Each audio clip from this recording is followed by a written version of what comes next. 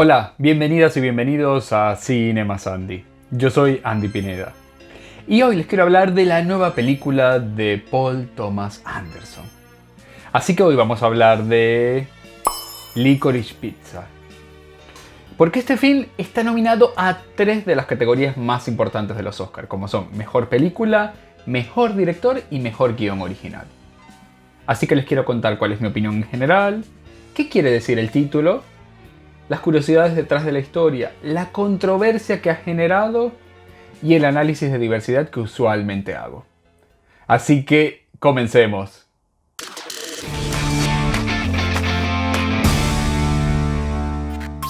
Les tengo que decir que comencé a ver Licorice Pizza sin saber nada, sin haber visto ni un tráiler. Solo sabía que estaba nominada al Oscar y que muchas personas estaban hablando de este film. Y sinceramente debo decir que me costó entrar en la película. Me pareció un poco lenta y no entendía muy bien cuál era exactamente el punto que quería demostrar o del que quería hablar. Porque en Licorice Pizza nos vamos al verano de 1973 en California, en el que encontramos a Gary Valentine, un adolescente actor, y a Lana Kane, una joven adulta un poco mayor que él. Estos dos personajes vivirán diferentes aventuras, mientras abundan los encuentros y desencuentros románticos entre ellos. Todo en una historia con mucha inocencia, ingenuidad y frescura. Probablemente, la frescura de la película está conectada con el hecho de que, para los dos protagonistas, este es su debut como actores en un largometraje. Y aparentemente de una búsqueda deliberada de una ligereza en toda la película, que hace que veamos secuencias relevantes para la relación de pareja que a veces se sienten como un documental de lo realista de las actuaciones y a veces parece un sueño con una cualidad lúdica y tierna.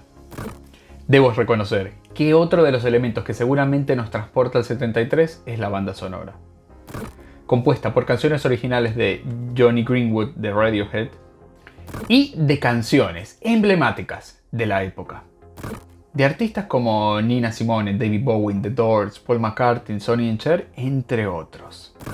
Aquí Paul Thomas Anderson escribe, dirige y hasta hace parte de la dirección de la fotografía.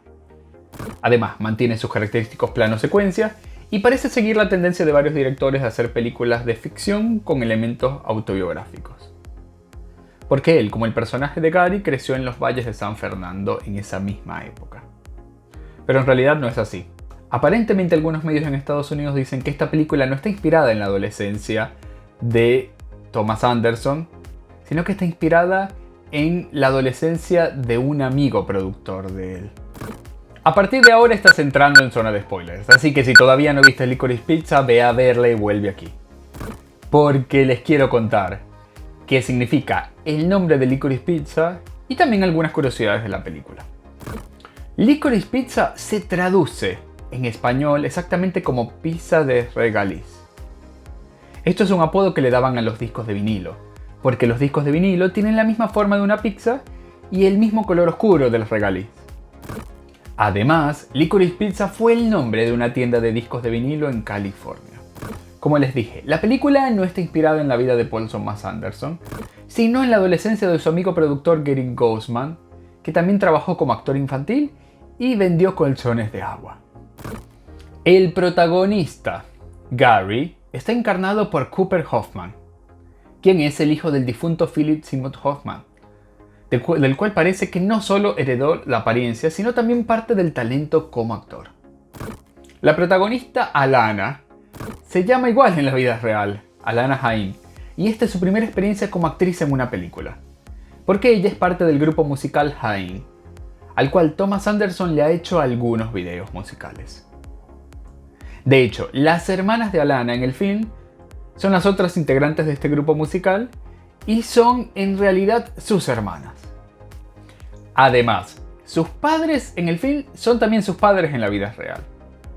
Y de hecho, la mamá de Alana fue profesora en la vida real de Thomas Anderson. Finalmente, en la película encontramos en pequeños personajes actores famosos, como por ejemplo Sean Penn como el actor Jack Holden, Bradley Cooper como John Peter, John C. Reilly como Fred, entre otros.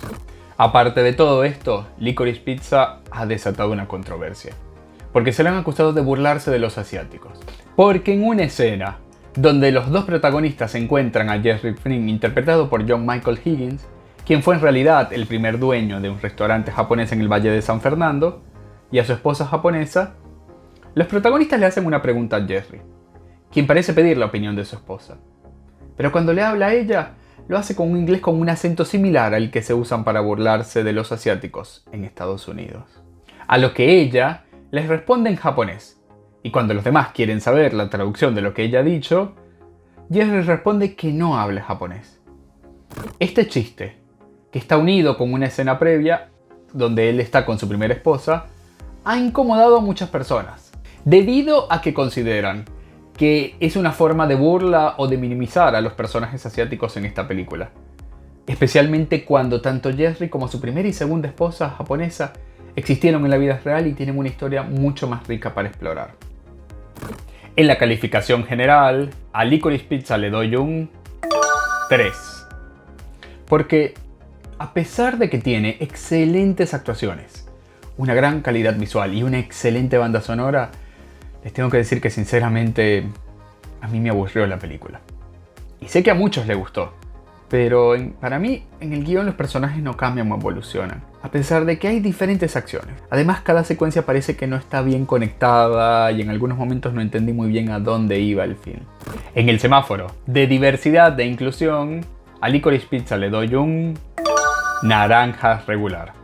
Porque aunque se habla de una relación amorosa entre personas de diferentes edades, desde una perspectiva diferente, porque se coloca la figura femenina, la que tiene más años, en vez de ser un hombre como usualmente se retrata, igualmente casi todos los personajes son blancos heterosexuales. Y efectivamente, la secuencia con las esposas japonesas pueden ser ofensivas para varias personas. Cuéntame qué te pareció esta película. ¿Estás de acuerdo conmigo o no? Cuéntamelo igualmente en los comentarios. Yo soy Andy Pineda y esto es Cine más Andy.